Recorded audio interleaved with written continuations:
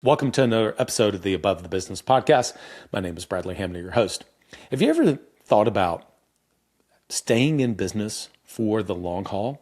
What does it actually look like to not just be burnout all the time as a small business owner and entrepreneur? In today's episode, I interview Chris Ducker. I've really looked forward to having Chris on for quite some time, and his new book, The Long Haul Leader, is one that is absolutely a fantastic pickup. I say this often, but I really do mean it with this one. You're going to want to go and pick up The Long Haul Leader. What are the four major principles that go into being sustainable for the long haul? Sure, there are seasons, but hustle is a season. It is not a lifestyle. Without further ado, here's my conversation with Chris Ducker. Chris Ducker, welcome to the Above the Business podcast. Great to be with you. Excited to have you. This is an interview I've been really looking forward to for quite some time. For our listeners that may not be familiar with you, your story, why don't you kind of take us back and bring us to present day? Yeah, well, so I've been building businesses for about 25 years or so, maybe a little less. And we've built 3 individual multi-7-figure businesses over that time. We've sold 2 of them in the last few years.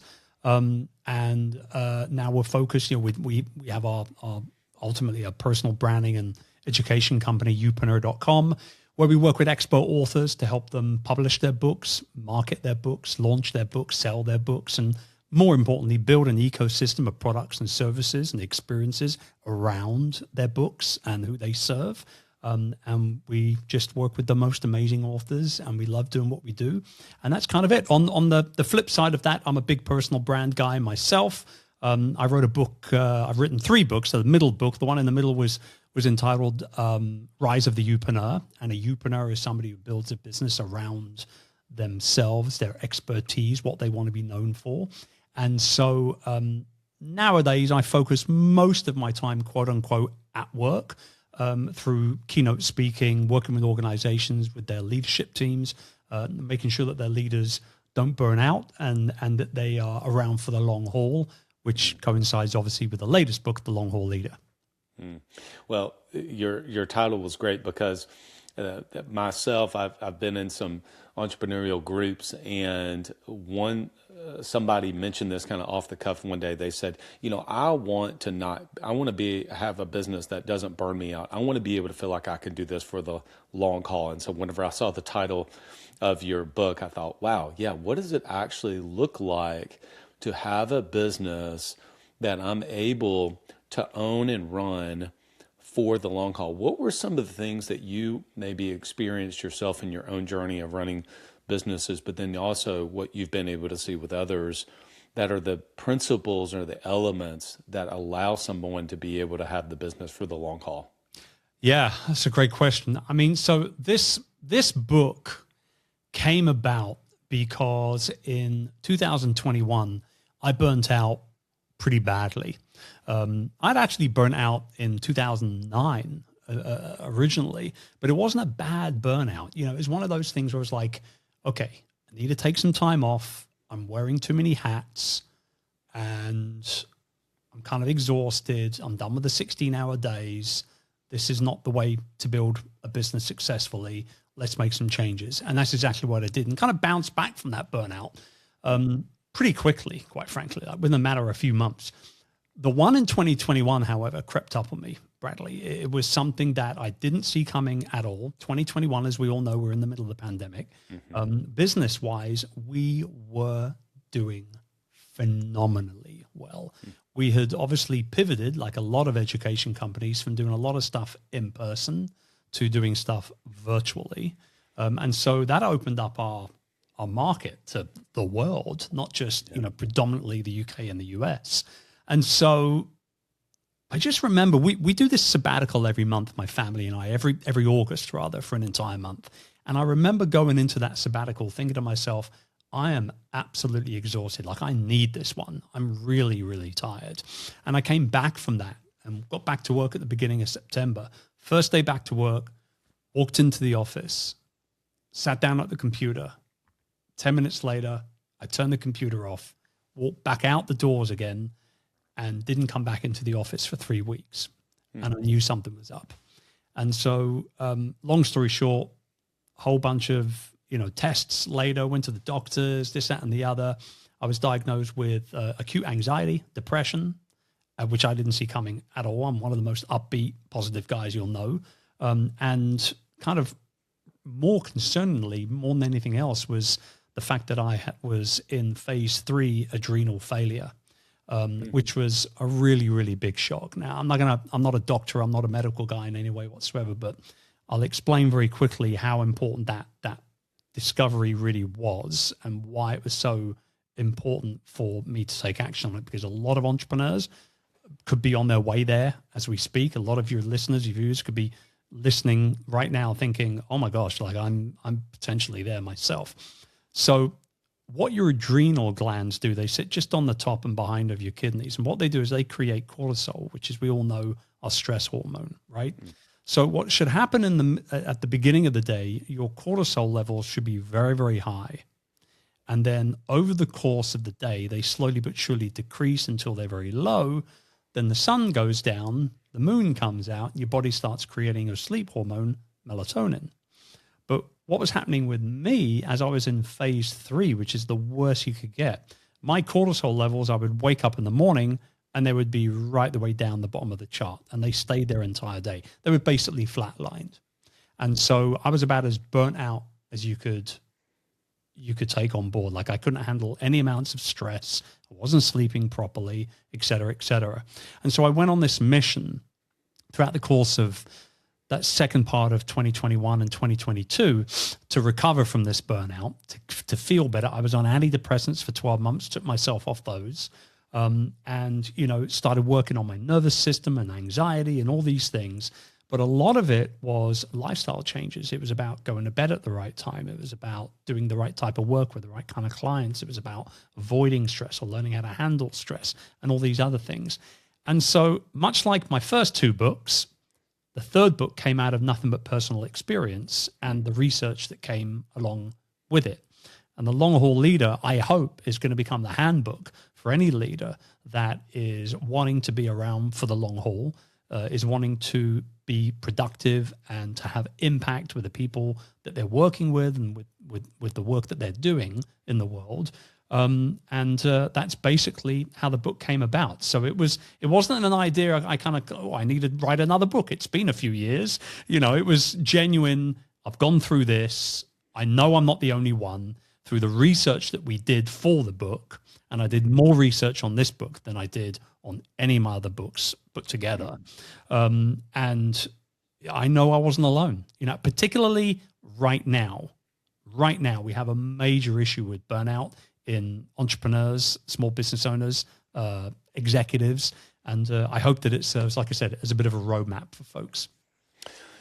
Looking at it like a handbook is really great. So I'll tell you personally, I've shared on the podcast, before. So mine was 2015 and I was 34 at the time. I had a business that was, looking back on it, had one business. It was small, $500,000 in revenue or so.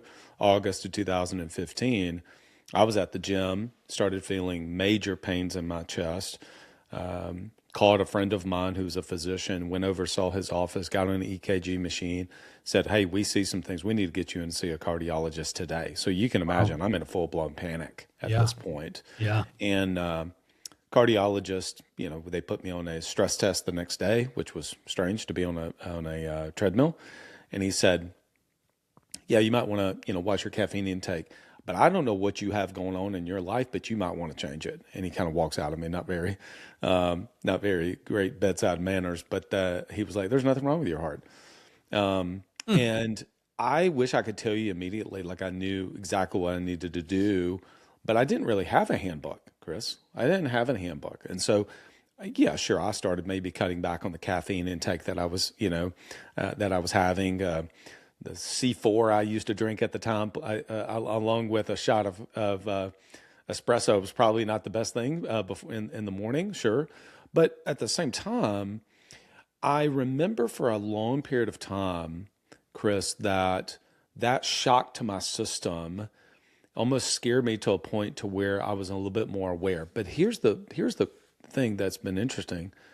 is that over time, even as severe as that experience was for me, you do get enough away from it that you almost a little bit kind of forget. Yeah. And so, what are the things that actually are sustainable, right? Okay, you have this event. For me, I thought it was a heart issue. Um, for you and for other people, it may look a little bit different. Adrenal, it could be something else. Maybe it's a family member or something like that goes through something. But what are the things that really sustain for the long haul? Well, I think, we did, like I said, a lot of research here. And there were a couple of things that really stood out. The first thing was that people have to understand that they don't need to break in order to justify taking a break. And I think that's extremely poignant right there. And the idea that, society has kind of led us to believe that the idea of success is working every hour that God sends. It's, that kind of hustle mode switch is on all the time. And I really do feel like a lot of people feel like burnout is a badge of honor. And I don't think it is at all. If anything, actually, it's a warning sign that you've been doing a lot of things really, really wrong. And we discovered through writing the book, and I say we, myself and my team, did a lot of research, like I said. We discovered there were 4 main principles to living a long haul leader life. And we put it in the book. It's the only image in the entire book. So if you're not into picture books, this is not for you. But it's on page 37 of the book, I believe, give or take, depending on what version you're reading. And there's 4 main principles. The first one is personal mastery. The second one is hobbies and pastimes. The third one is love and relationships. And then the last one, the fourth one, is the impactful work that you do. And what we found was, for example, with hobbies, it wasn't even going to be included in the book. But the more research I did on executives and leaders that were doing really, really good work, and for a long period of time, we realized actually that there was one common denominator amongst everybody, and that was that they had really cool hobbies and pastimes, things that they could get away from work and switch off from work entirely. And I'm not talking about going to the gym. Going to the gym is not a hobby, right? Like, you're supposed to look after the vessel that God has given you. You're supposed to look after your body at the end of the day, right? So we put all the kind of the health and fitness stuff to one side. I'm talking about creative hobbies that you can really get into, hobbies that you really associate to lifestyle as well. So for me personally, it's things. I'm a bonsai practitioner, so I have about 50 bonsai trees in my property here that I maintain and look after. And when I'm in front of a bonsai and I'm thinking about either wiring a branch or completely removing a branch, I'm focused entirely on that one. I can't put it back on once it's cut off, right? So I'm not thinking about the marketing funnel or the customers that we're serving, or worries with website conversions, or all these other small business things that run through most of our heads 24/7. Yes. All I'm thinking about is the darn branch. Can I cut it off, or should I bend it? That kind of thing, right? The other thing that I do, and this is actually, I think that a lot of people should get involved with this, it's being out in nature. It's being out in nature and enjoying really clean oxygen, and just, enjoying greenery around you, just getting out. And that has actually led me to my kind of, more passionate hobby, which is more along the lines of wildlife photography and bird watching. And I never would have thought, if you'd have asked me at the age of 25, 30, if I'd become a bird watcher, I would have called you certifiably insane. But I can tell you right now, there is a lot to learn when it comes to IDing birds, and that kind of like, it scratches my itch in regards to kind of deep diving and doing research and making notes and all these other things that I like to do. And then when I'm out in the field and I'm spotting birds for the first time, it's just a nice big green light for me to be able to enjoy and just run at. But they're my hobbies. Your hobbies might be completely different, and as long as they're creative and they serve you and you enjoy time away from them, you should get involved with them as much as physically possible. One of the research pieces that we did for the book was on the CEO of Goldman Sachs, David Solomon, otherwise known as DJ Sol, who DJs massive dance festivals. No And things way. like, oh yeah, totally. Like it was so out of left field that when I discovered it, I didn't believe it. So I started Googling things even deeper. I went down a real DJ Sol rabbit hole.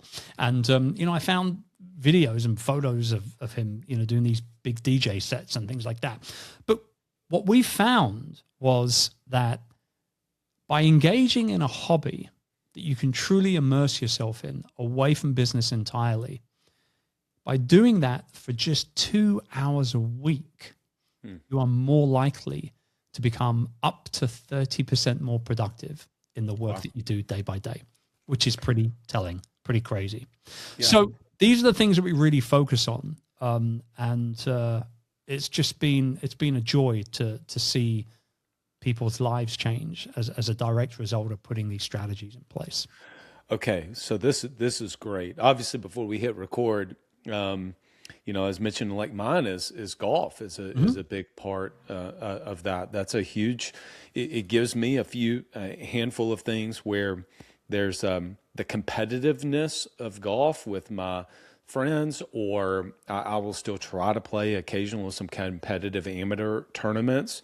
So that feeds a part of me. But then there's also the preparation, like practicing and doing those things to try to get better. And you're also competing with the course as well. Exactly. Right? Yeah. That's what I love about that idea for you. Yeah. And I'm outside in nature. With that, right? So I'm in the sun for some of those things.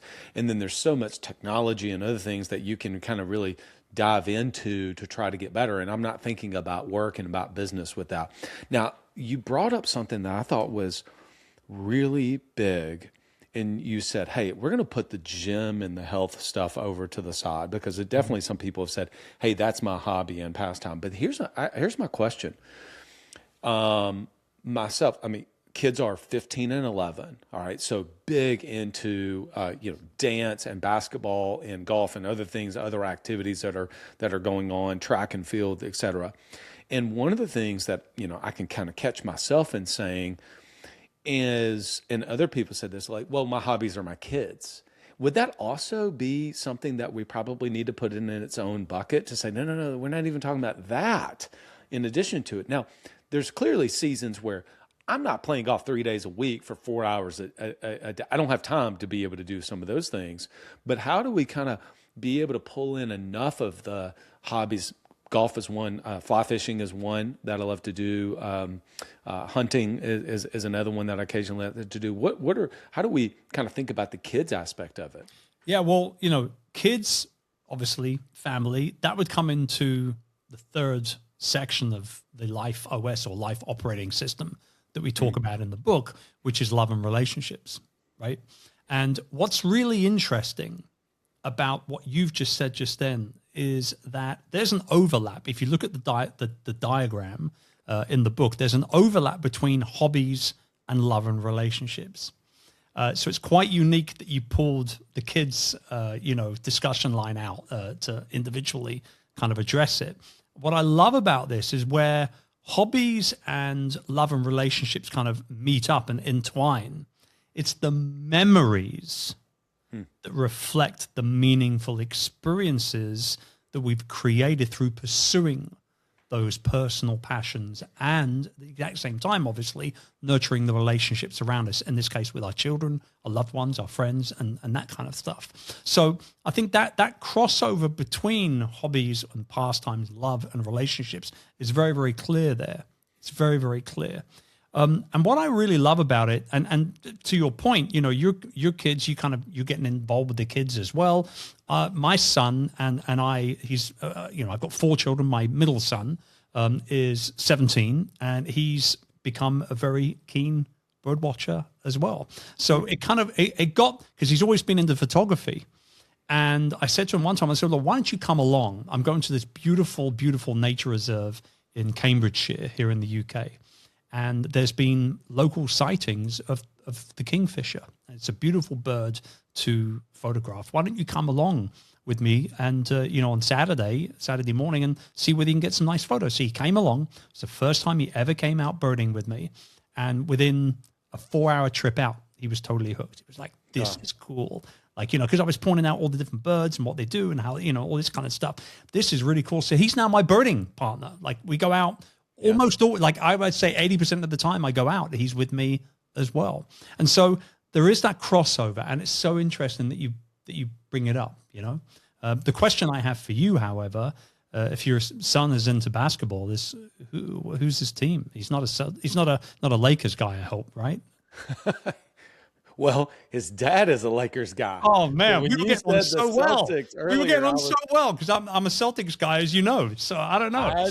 Maybe we're not going to be hanging out anytime soon. I don't know. Jumped on that one, but I decided not to. So I'm a Lakers guy for sure. Okay. We won't go there. But the answer to your question is he's actually a Milwaukee Bucks fan. Interesting. He has a very diverse fan team base. Obviously, we're fans of from college perspective Auburn football, but he's a Bucks fan, a New York Mets baseball fan, and he's a Baltimore Ravens football fan. Go figure. Go figure that combo out. What are you going to do? Wow. Yeah. Okay. To your point, though, actually, to kind of tie that back to what you just mentioned, you are actually right about that there is so much overlap that the experiences that we've been able to have. Look, I was not a Mets baseball fan before, but we've all adopted the Mets as our team that we're going to follow because he became such a passionate fan. And then we went to one of the Dodgers Mets playoff games a couple of years ago. And so to your point, like that has really kind of become somewhat of that crosses over a little bit of the hobbies and then the love aspect of it. So you're exactly right that I can see how those things would overlap for sure. Yeah. I got a question. Obviously we talked about somebody we both know. You obviously know him a lot more personally, but Taki had told us, I heard the language initially from him about this preloaded year, like you preload the year. So my question is, do you then look at some of these, we're recording this in January, and look at some of these to then preload the year? I mean, maybe not the work aspect of it, but how do you look at being able to be intentional with some of these things? I mean, so Taki's idea of the preloaded year is a great idea. We've actually been doing it a long, long time as a company. And I would say probably for about, it's got to be at least 9 or 10 years now. We have a big planning meeting as a company in October each year. So we like to kind of begin the last quarter of the year thinking about what's going to happen for the next year ahead of us. And going into that meeting, it's usually just a one-day meeting with most of the management team. Going into that meeting, there's only a few things that are on the calendar for that upcoming year. And all of them are personal holidays. There are sabbatical in August. Myself and my wife have a early year and what we call a late year reset. So usually around end of quarter one, and then usually in November each year as well. The two of us will go away, just the two of us, for like a 4-day escape somewhere. And we've done Paris, and we've done Italy, and we've done New York. We kind of flew in and out. We've done Vegas, where we flew in and out and saw her beloved Backstreet Boys, perform and all that kind of stuff. And then we've got other family holidays in and amongst, kind of Easter and Christmas and things like that as well. So they're all on the schedule. They're all on the schedule before we even get into that meeting. And the team knows that anything that is on that side of the schedule is completely and utterly non-negotiable. I don't care what speaking engagement comes my way, how much money they're offering. It really doesn't interest me in any way whatsoever. If that opportunity is happening in the middle of a holiday or personal time that's already on the schedule, it's just not picked up. I just say no to it, plain and simple. And I've lost a lot of money over the years. I'm not going to lie, like saying no to speaking engagements, particularly. It's those things are not movable. The conference is on this particular date. It's not like there's an organization that wants to bring me in for their leadership team for a day's workshop or something. Those things are usually a little bit pliable, right? A little more agile. But I think the big thing is it's about making sure that you're protecting the time that you have to be able to recalibrate and recharge as much as you possibly can. And Taki's idea of that preloaded year is absolutely fantastic, because let's face it, success that costs you your health or your family or your joy isn't really success at all, right? Like that's sacrifice. Yeah. That's sacrifice right there. So if you're winning at business and you're losing at life, you're not really actually winning at all. So what we want to try and do is we want to try and redefine success to a certain degree so that it includes that peace of mind and that presence at home and that time that we're putting to one side that says, this is just for me, my loved ones, my sanity, my mental bandwidth, clarity, whatever it might be, and nothing else can get in the way. And that's why I love the idea of the preloaded year. I think it's a great concept. So I have a question about, what about seasons of life? Now, there's two different ways. And I'm going to give a specific example.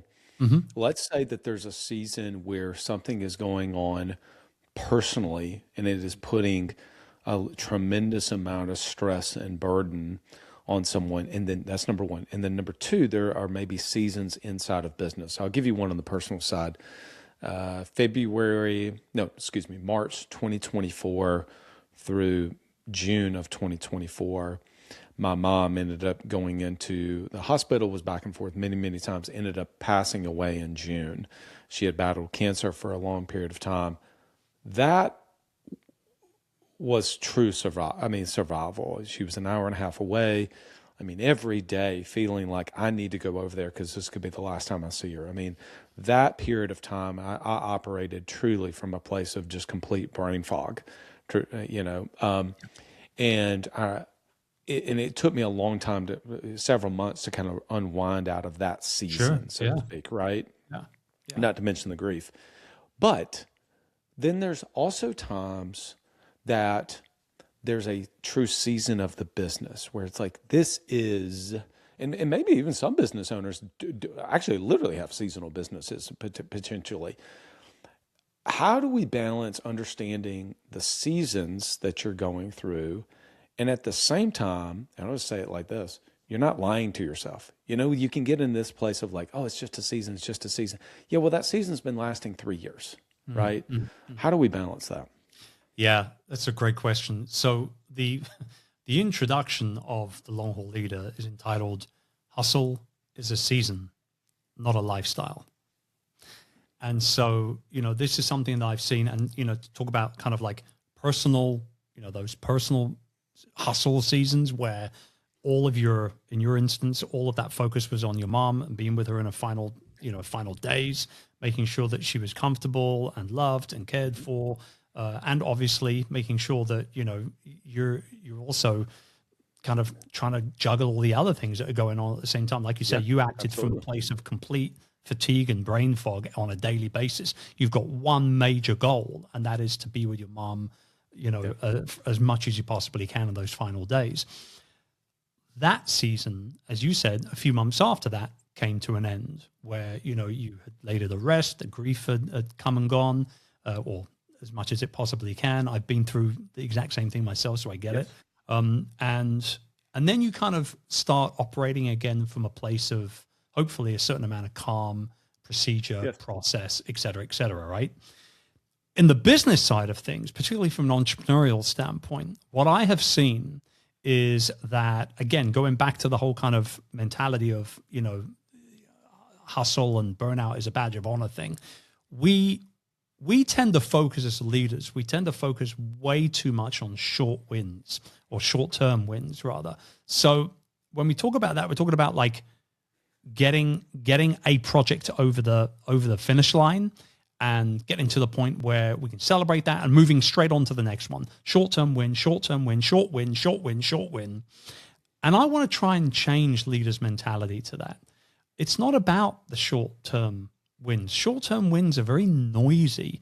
They're very hustle-centric. I'd like to get us to start thinking a little bit more about that long-term impact that we have. And these things kind of like they whisper, right, until they start roaring. And that's when the real impact can be felt.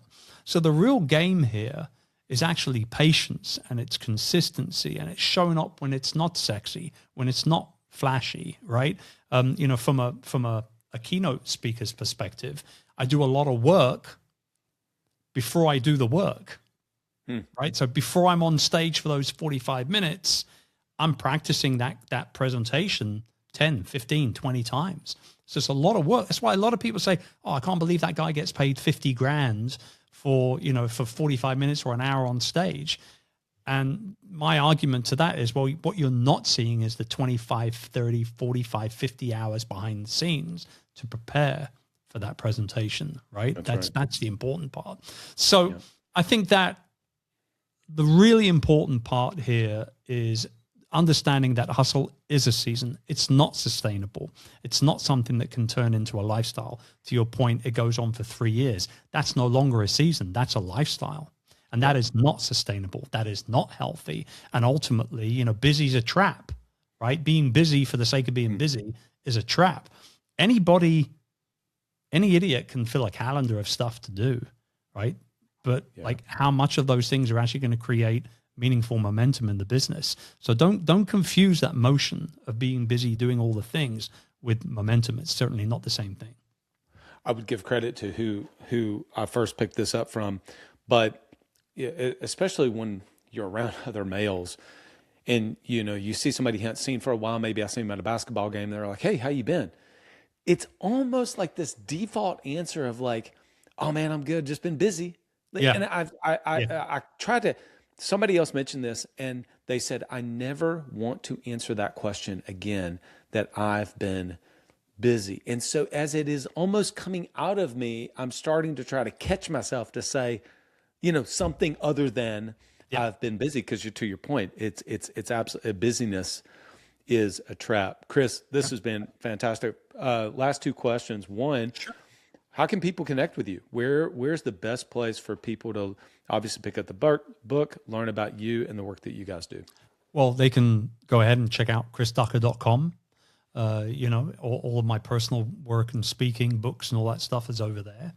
And if they're interested in the work that we do at Youpreneur with personal brand and expert authors, and just go to youpreneur.com. Nice and easy.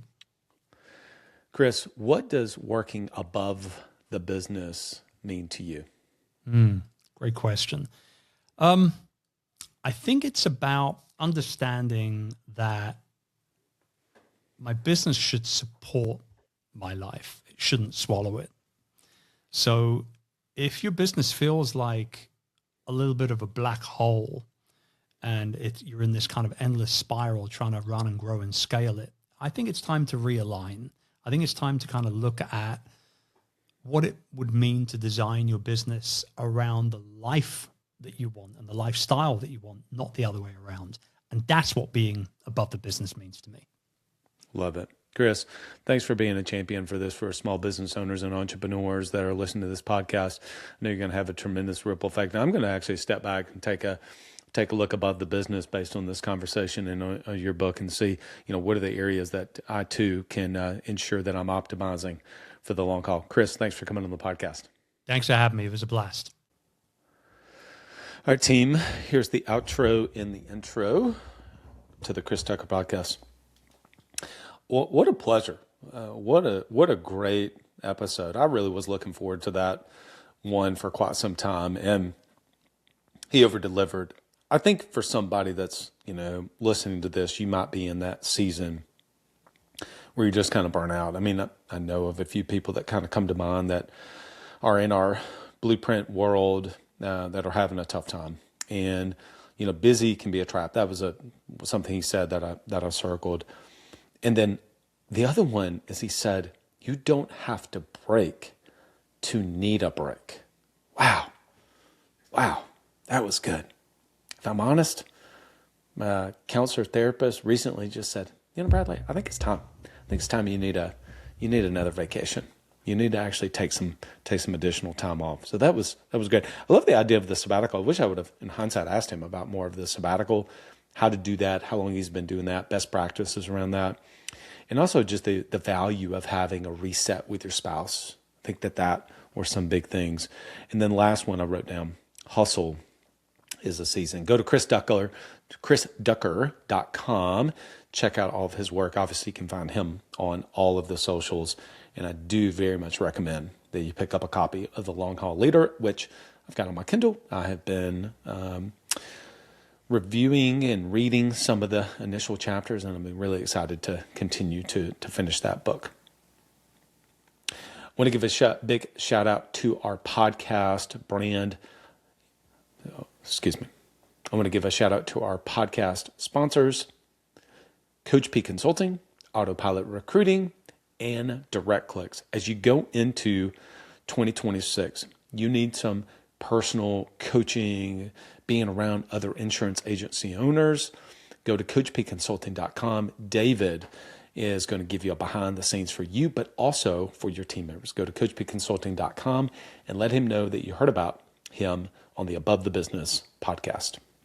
As you go into this year, you have set some level of objectives, goals that you want to accomplish. It is so important to have an alignment of the resources. And one of the ways to do that is through your marketing plan. What is your marketing budget? Because your budget influences your strategy.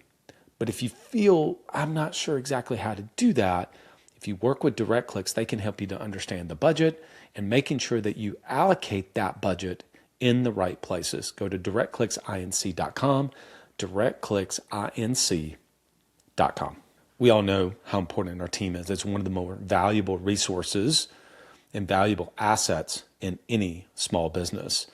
If you're wanting to expand your team in 2026, or you've potentially had some turnover and you need to replace some, getting a dedicated recruiter with Autopilot Recruiting can help you so much. Go to autopilotrecruiting.com, autopilotrecruiting.com. All right, everyone. Really enjoyed that episode with Chris. By the way, this episode is ahead of our February Above the Business workshop.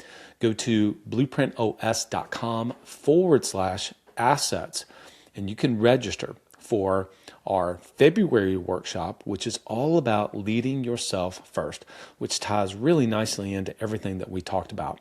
And also our January workshop, our January Above the Business workshop, is all about how do you gain traction on the plans that you have in place. And so depending on the time you're listening to this, if you would like to get a copy of the replay, you can reach out to our team at support@blueprintos.com. We're going to be doing a 2-hour workshop on how do you actually put rubber on the road and not rubber in the sky and gain traction on everything that is that you want to accomplish in 2026. So whether it's our January workshop, which is traction, or our February workshop on leading yourself first, I'd love to see you there. blueprintos.com/assets. All right, everyone. Till next time, lead well and go be great.